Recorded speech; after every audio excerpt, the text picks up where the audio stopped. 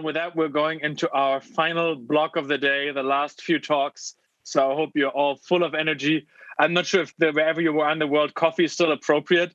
But in any case, we're continuing with another very, very cool highlight that I'm looking very much forward.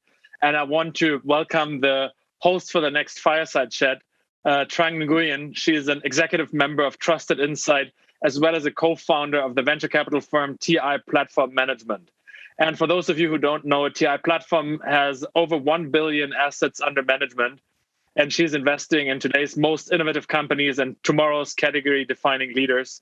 She has worked for years in the world of investment and finance, and she is going to host a very exciting chat with Daniel Gross from Pioneer about scaling from 0 to 1 and how a modest project got to a $20 million Series A. Please welcome Trang and Daniel.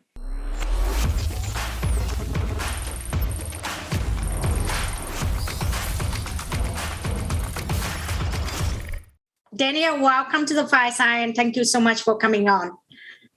Of course, absolute pleasure to be here. Amazing. So, Daniel, you are the founder of Pioneer, and which we'll talk a lot about today. So, Pioneer is a search engine for talents, and also a startup generator that enable talents to scale the project from 0 to 1, a modest project to what you say, a $20 million Series A. So, can you tell us a little bit about Pioneer and how did you decide to create this? Sure thing. Hi, everyone. My name is Daniel. I am originally not from Silicon Valley. I'm originally from Jerusalem, Israel, where I grew up. I came to Silicon Valley when I was pretty young. I started a business, a search engine. We raised some money from Sequoia and a couple of other firms. And I sold the business in 2013 to Apple. I was 23 at the time. I worked at Apple for a while. I ran search and machine learning there. And then I ended up taking the money I got from Apple and investing it in a few other startups that ended up getting very big. And so at some point I left and I worked at Y Combinator for a while as a partner. And then I left Y Combinator and I started this organization I run now called Pioneer, not Pioneer.com. We're not a Japanese audio company, Pioneer.app. And the goal behind what Pioneer is basically an accelerator that was born online. We don't really do things through Zoom or even in a real world campus. We kind of re-architected the whole idea of an accelerator into something that makes sense on the internet. So instead of, say, meeting people over Zoom and comparing projects on Pioneer, you get a numerical score. It's kind of like a stock market every week. And your score moves up and down based on how much progress you make on your project. Large companies like Google and Apple, have revenue and like their stock price moves every day. And it's very motivating at the end of the day for them to grow revenue. And early stage startups don't have this, or people working on projects, they don't have this. So motivation is a real challenge. And we built Pioneer to kind of solve that problem. And we funded over 200 people in 50 plus countries around the world. And about 40% of the Pioneer companies that we have, raise follow-on funding. Some have raised Series A's. And so it to me is an experiment in creating a new type of online kind of accelerator, something that looks very different from the traditional ones. And many people, by the way, once they do Pioneer, graduate and end up going to Y Combinator or end up going to just straight to a Series A. And so it serves as a good foot in the door for someone trying to really get, a land grab in Silicon Valley. And I originally started it, the idea has been in my mind forever. Like I mentioned, I'm not really from Silicon Valley. I'm an immigrant to the United States. I'm an immigrant to California. And, I think there's a lot of other people who will be much more successful than I was if just given, the opportunity, or if they just take their side project seriously. And so Pioneer is hopefully a platform to enable, maybe if we're lucky, 1 million or 2 people to do that. That's our long-term goal. That's amazing. You just start Pioneer like maybe a year or 2 years ago, and right now you already have members over 50 countries. So congratulations. This is an extremely ambitious project. You and for the audience, I think Daniel started Q in 2011, and so to Apple when he was only 22 years old. And I think like at that time, Q was only 2 years old. So what was the most difficult part of that journey when you migrate to Silicon Valley, and what lesson did you learn that you can impart onto Pioneer program participant, and what aspect are harder today than in 2011 when you start Q? Yeah. Well, in reality, the most difficult thing about I think starting any type of company is really believing for a sustained period of time that what you're doing is going to work. And it makes sense that that's hard to do because most companies fail. And, for my journey, there was a lot of, to quote Elon Musk, at a much smaller scale, chewing glass and staring into the abyss. And so, we had a lot of, dark days where either the product went down, it was hard to build. Like we built, the product that we ended up building turned into, is integrated into Spotlight Search. So it's a personal search engine for apps, files, whatnot. And, that's a hard thing to do. And so it wasn't clear how to do it. It certainly wasn't clear to me before I met my co-founder how I was going to do it. There's a lot of hard, dark moments, I think, in every startup story. And I think the important thing to remember is everyone is kind of going through the same thing. And the founders that tend to make it through to the other side, I really do not think, by the way, contra many investors, I do not think it's a game of, getting lucky in the market. I really think it's the result of someone who has an unreasonable amount of optimism and energy and an unreasonable amount of impatience that manages to push a team to do something as irrational as work on a business. And startups have an extremely high failure rate, but you just have to push through and you just have to persevere. And I am utterly convinced, based on what I've seen, that if you just have the belief that it'll work. I don't know if exactly what you're working on at that same day will work, but something will work. The internet economy, to us, I think it seems like it's already old and mature, but I think we forget that if we were looking at the chart, if you're looking at the chart of like internet growth in the year 2050, you probably can't even see 2021 compared to what's about to come. So, I really think it's day one and for everyone. And if you just have your hands in the internet, I think you're going to do well. Right.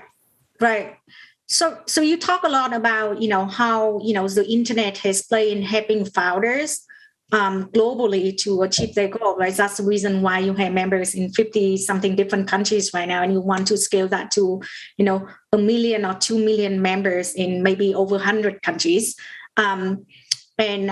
So what role do you think the internet has played in this stage of process, especially with the pandemic, and how will Pioneer able to take the advantage of this?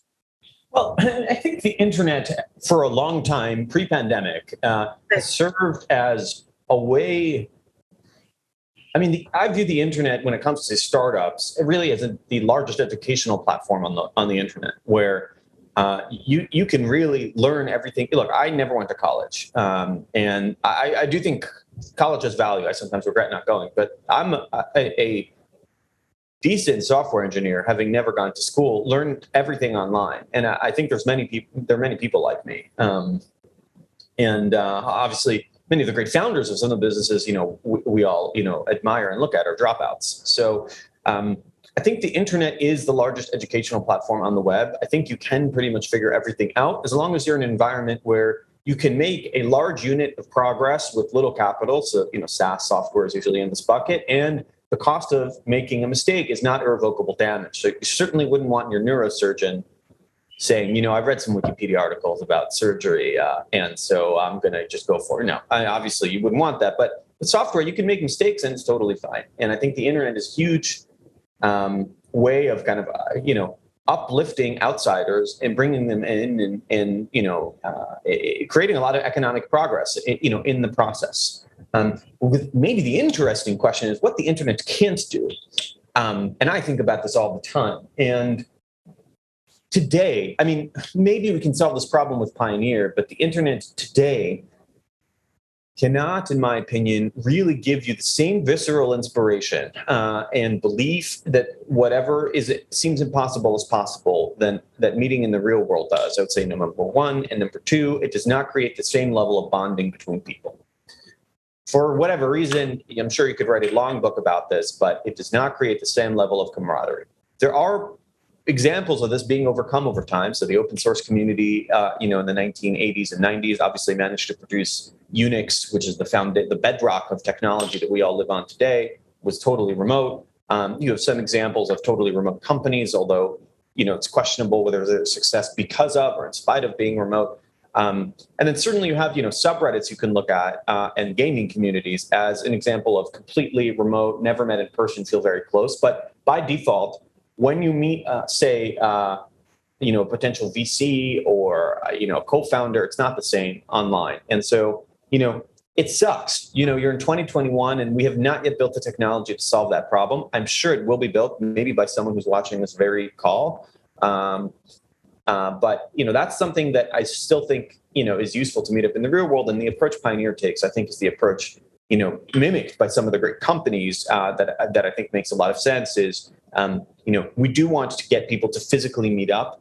We actually have plans to pay for flights to Silicon Valley just to get people to meet up. I don't think it has to be a 3, 4, 5 month program. I think even 2 weeks is fine. And they may not even have to meet in Silicon Valley. Other great cities, I think, like London, New York, Hong Kong can work well, depending on visa and migration patterns. And I do think once you meet someone in the physical world, that link is established. And if you spend a couple of days with them or you meet them 2 or 3 times, that link can go a long way, even if you remain fully remote.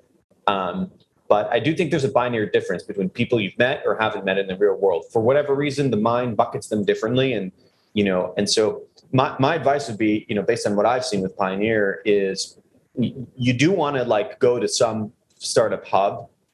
It doesn't have to be San Francisco. I think London has a great startup scene. Berlin has a great startup scene.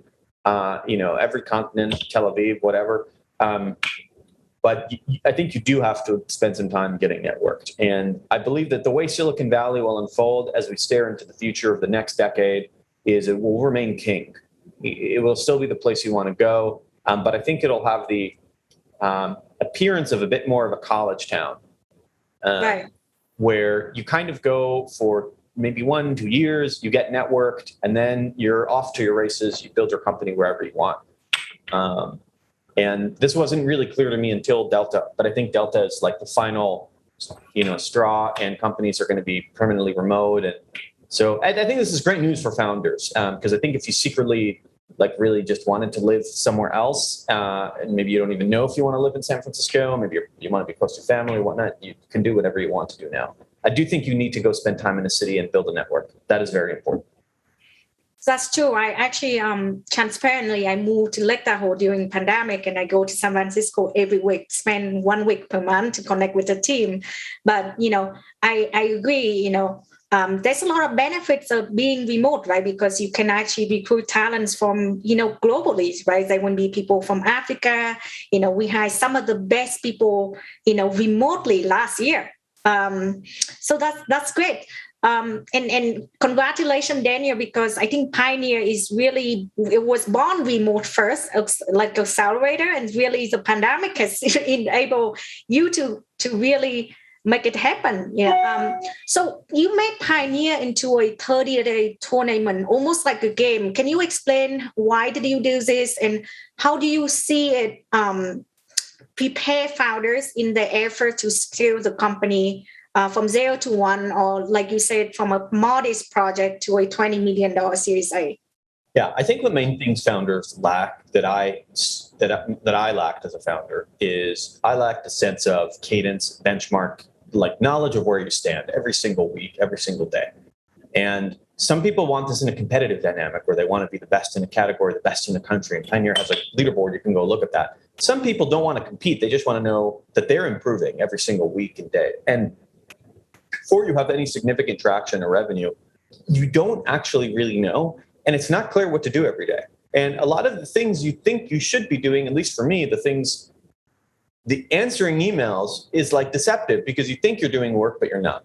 And so Pioneer provides you put in your progress every single week. It generates a score for you. That score, if you want, is shown on a global leaderboard or just shown to you. And, if you just drive that score up directionally, you'll end up doing well, raising money either from us or other investors and whatnot. So, we really wanted to mimic the free market dynamics,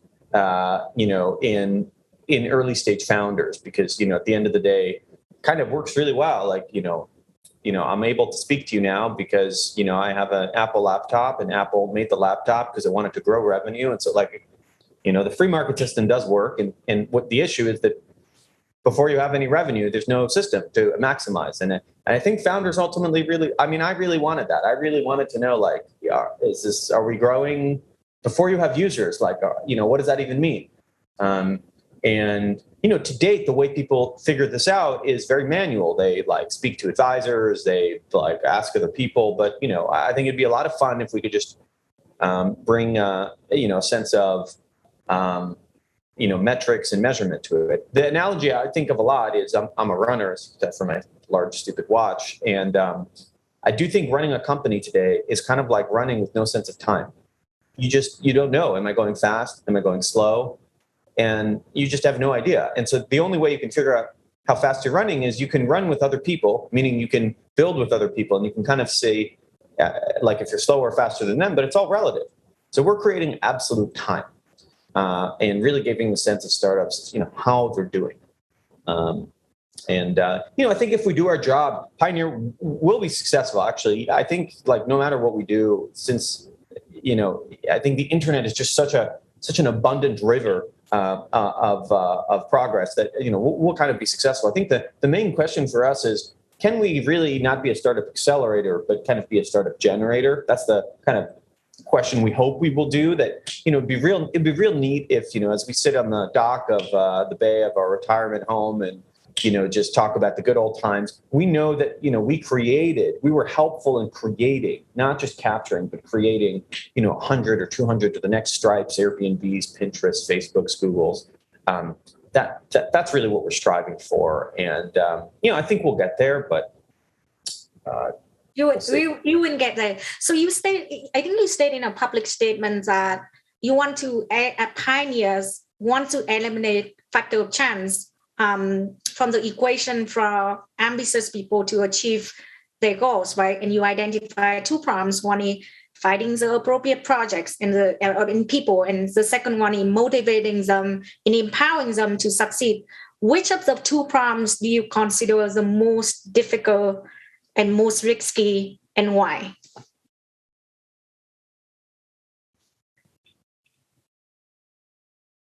Which of the problems amongst those you listed do you think is risky?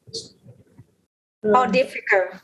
Empowering people or finding the appropriate people? Good question. The nice thing for us is I don't think we need to empower people that much, because I think we are looking for people that are very self-starting as individuals, and you just need to help them start the fire, and then you can run away. And so I think for us, the main thing that we think a lot about is how can we make our product more engaging, more fun, more thrilling. We used to be very interested in how can we programmatically filter people better. Now I would say I think we have a pretty decent handle on that, and we're just trying to make the product as engaging as possible and as appealing as possible to more and more people. I think these things move in cycles, though, and it's quite possible that 2-3 years from now, if you ask me this question, filtering will become a problem. One issue that has been an issue, one kind of funny thing that has been an issue for Pioneer is the bigger it gets, the harder it is to discern quality. Because when you're obscure, you get a lot of free selection effects on talent. And so imagine a very small, obscure country. Anyone immigrating there, there's already something interesting about the fact that they want to immigrate there versus America. Of course, everyone wants to come to America. And we're obviously nowhere near America. But we're kind of slightly more well-known now in our little circle. And so we have to be a bit more careful about the people that we let in. And so, we go through oscillating, working on, you could say, opposite sides of the product, making the product more attractive, making filtering better, product more attractive, filtering better. that's kind of where we sit now. And so far it's working. It's very hard to tell. And, for us, it's a very long game for us. It's a game of decades and centuries and not weeks and months. But that's okay. Because, we're pretty convinced that, there just is an abundance of progress to be had on the internet. And we're here to help the next million people achieve that. That's amazing. And I think the pandemic and the transition to remote, especially with the Delta variant, actually hampers your capacity to accelerate and solve this problem. So I know we are at the hours, but I know there are 10,000 or 5,000 very ambitious people in the audience who is thinking about starting a project, don't know, where, to find people to partner to scale a project from 0 to 1. So how do they contact you?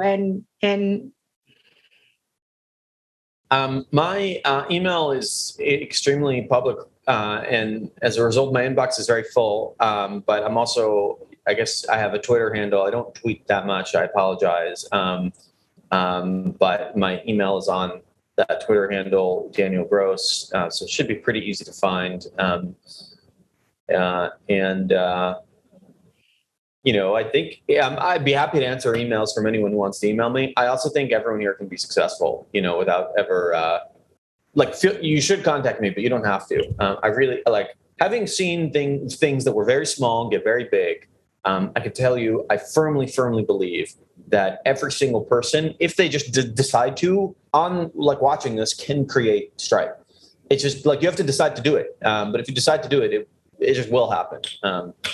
I really think the internet is just so vast, and we've explored so little of it. All of this is doable.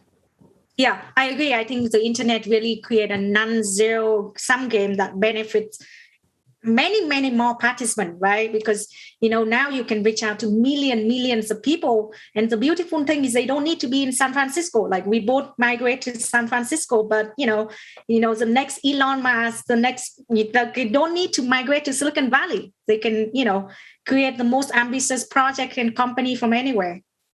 Definitely. Yeah, awesome. Thanks again, Daniel. Always a pleasure. Thanks again. Trang, Daniel, thank you both so much for a very, very insightful talk. Really appreciate you spending these 20 minutes. And as Trang said correctly, I'm sure there's a lot of very ambitious people in the audience who would love to learn from both of you, in fact. And I hope there can be many meaningful connections fostered after that. And maybe next year we can have both of you in person and show you beautiful Transylvania and get you to introduce you to a lot of cool local founders. With that, thank you so much both for joining us today. It was a great honor to have you. Over now.